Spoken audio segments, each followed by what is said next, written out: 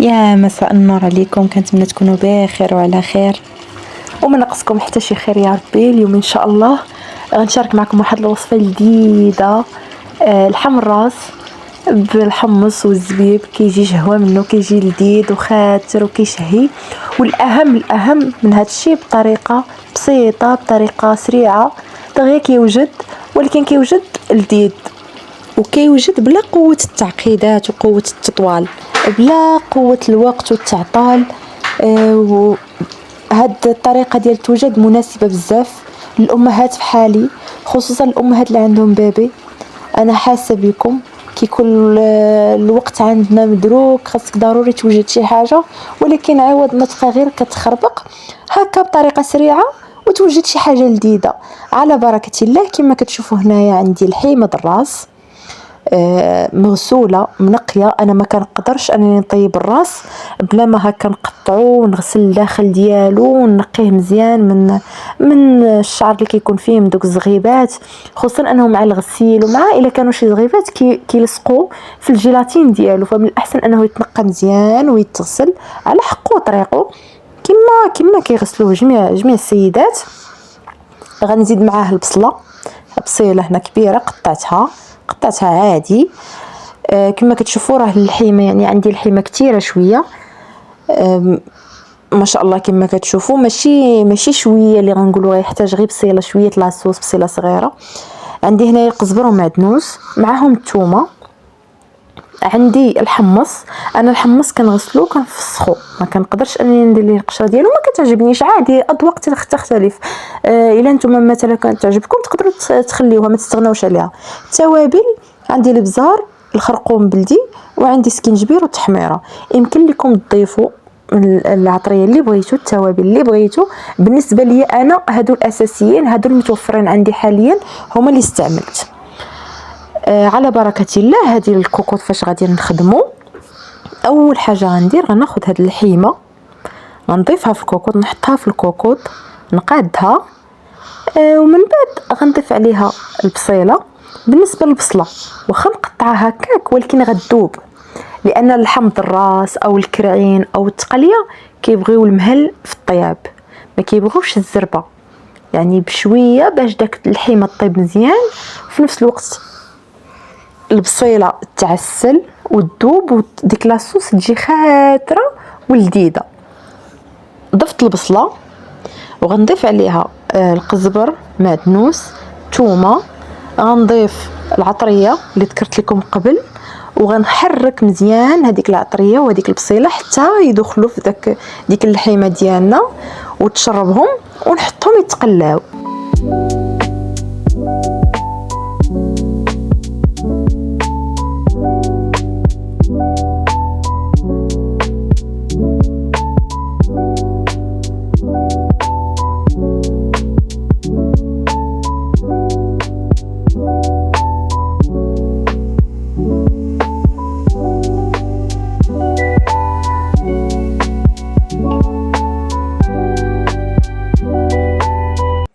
من بعد ما حركت مزيان وهبطات هذيك العطريه وديك البصيله، غنزيد دابا زويته بلديه.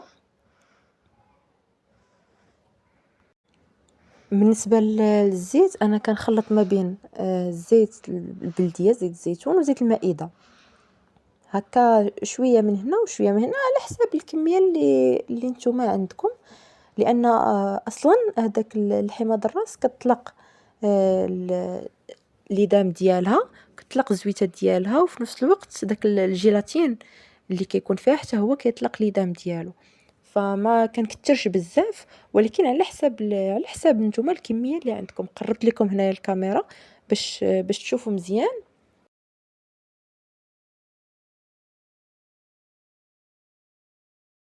من بعد ما ضفت لنا البصيله، العطريه، القزبر، معدنوس، الثومه، الزويته، حركنا داكشي مزيان حتى تجانس مع بعضياتو. غنسد عليه دابا، سديت ولكن ما درتش الصفاره لانه غادي غير يتقلى.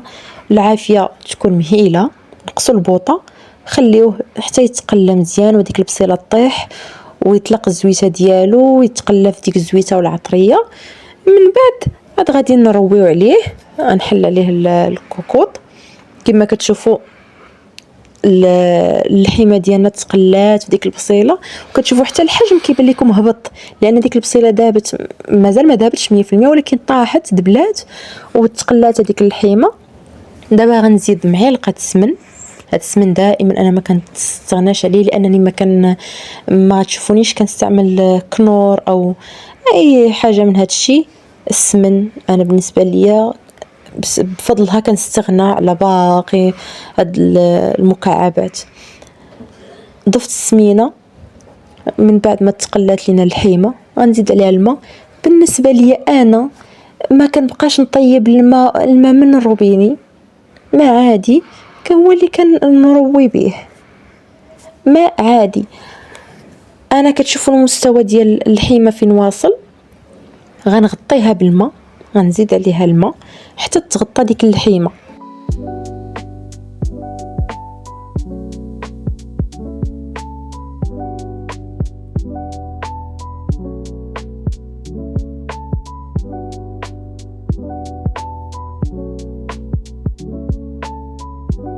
دابا ملي تقاد الماء مع اللحم ديال الراس، غادي نسد عليه في كوكوط، العافيه تكون ناقصه شويه، ونخليه كيطيب على خاطرو، يطيب على خاطرو تذوب ديك البصيله ويطيب اللحم. اهم حاجه ان اللحم يطيب. لحم الراس بحال شكل التقليه الكرعين خاصهم الطياب، خاص يدخلهم الطياب مزيان، كما كنقولوا ديك اللحيمه تولي زبده.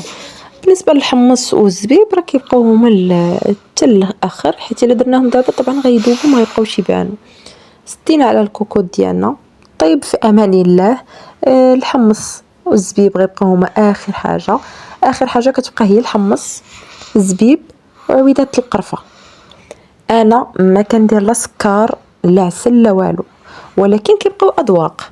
هنا من بعد ما حليت على الكوكوط كما كتشوفوا اللحيمه طابت، ضروري ما نتاكدوا منها. اللحيمه بحال هكا الراس ولا اي طبق ضروري ما نتاكدوا ان اللحيمه طابت، ومن النظره كتبان ان اللحيمه طابت وانها طلقات الجيلاتين ديالها كما كتشوفوا ما شاء الله. زبده اللحيمه زبده، وغنتاكد من الطريفات كاملين، حتى الطريفات ديك الجيلاتين ديال اللي كيكون في اللحم الراس حتى هو نتاكد منه، ودوك العصيبات كلهم انه طاب، ان اللحم الراس طاب. حيت لا ما طابش مشات الوصفه كامله. او كما كتشوفوا ما شاء الله زبده كما كنقولوا يذوب في الفم ما شاء الله.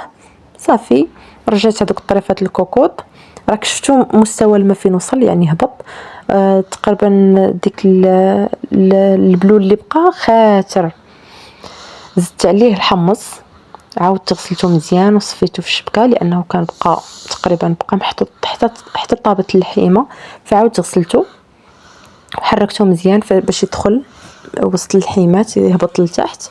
وزدت الحمص لانه كاين كميه اللحم ما شاء الله، يعني خاص الحمص يكون شويه بالزيت.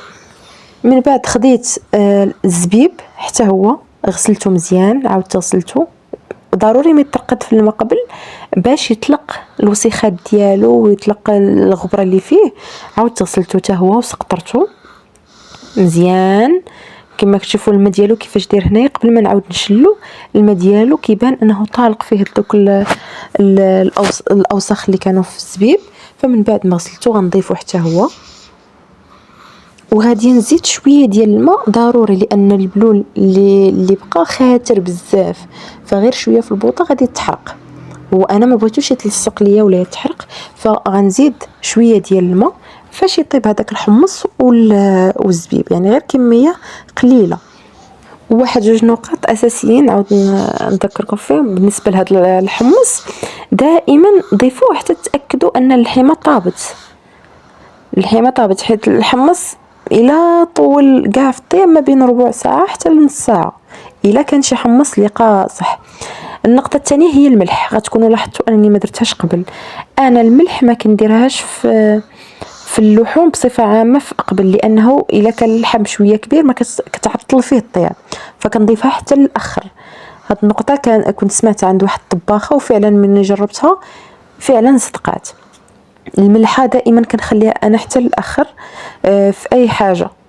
حتى في القطاني كتاخر الطياب، مثلا الحريره او اللوبيا او العدس، او كنحاول نخليها نيفيتي الملح في الاول، نخليها حتى لاخر باش ما تعطلش ليا اللحيمه ديالي في الطياب.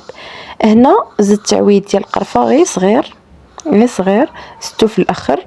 ودابا غادي نسد عاود الكوكوط، نسد على ديك الحمص وداك الزبيب حتى يطيبوا حتى هما، ونعاود نرجع معاكم.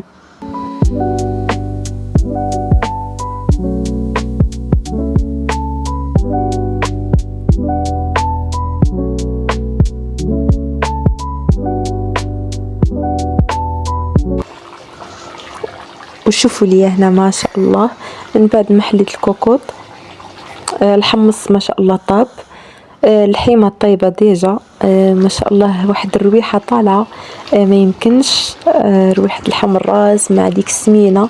هنا كنخليه فوق البوطه حتى يعقد ديك لاصوص تعقد وتختار، مره كنحرك باش ما تلصقش اللحيمه، حيت اللحيمه ديال الراس كتكون ميدمه يعني دغيا تحرق.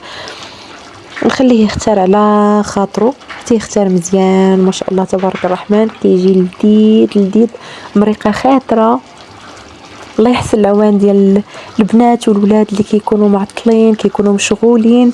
هادو وصفات كنشاركهم معكم، اكلات بطريقه سهله كلها وطريقته. طبعا الا كان الوقت راه كل حاجه غتحط بشويه والقزبر ومعدنوس الثومه يدقوا في المهراز ويتضافوا حتى هما بشويه.